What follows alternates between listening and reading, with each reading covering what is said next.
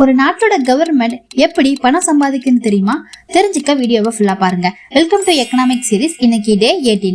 Tax மூலமா தாங்க government பணம் சம்பாதிக்குது. ஒரு நாட்டோட கவர்மெண்ட் தன்னோட மக்கள் கிட்டையும் நிறுவனங்கள் கிட்டையும் கலெக்ட் பண்ற அமௌண்ட் தான் டாக்ஸ்னு சொல்றோம்.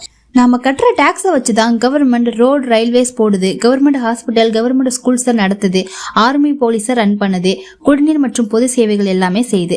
டாக்ஸ் தான் ஒரு நாட்டோட எக்கனாமி இயங்க ஒரு முக்கியமான காரணம். டாக்ஸ்ல ஜென்ரலா 2 டைப்ஸ் இருக்கு. First one direct tax. மக்கள் மற்றும் கம்பெனிஸ் கிட்ட இருந்து கவர்மெண்ட் டைரக்டா கலெக்ட் பண்ணக்கூடிய டாக்ஸை டைரக்ட் டாக்ஸ்னு சொல்றோம். எக்ஸாம்பிளுக்கு income tax, corporate tax, capital gain tax. New regime படி நம்மளோட இன்கம் 12 லட்சத்துக்கு மேல இருந்தாலே நம்ம டாக்ஸ் கட்டணும். Second one indirect tax. நம்ம குட்ஸ் அண்ட் சர்வீசஸ வாங்கும் போது கலெக்ட் பண்ணக்கூடிய அமௌண்ட் தான் இன்டைரக்ட் டாக்ஸ்னு சொல்றோம்.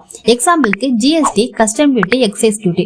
ஒவ்வொரு வருஷமும் கவர்மெண்ட் எவ்வளவு டாக்ஸ் கலெக்ட் பண்ணுது, அதுல எவ்வளவு செலவு பண்ணுதுன்னு பட்ஜெட் மூலமா தெரிஞ்சுக்கலாம். பட்ஜெட் பத்தி தெரிஞ்சுக்க நம்ம சேனலை சப்ஸ்கிரைப் பண்ணிக்கோங்க. அடுத்த வீடியோல பார்க்கலாம். நன்றி.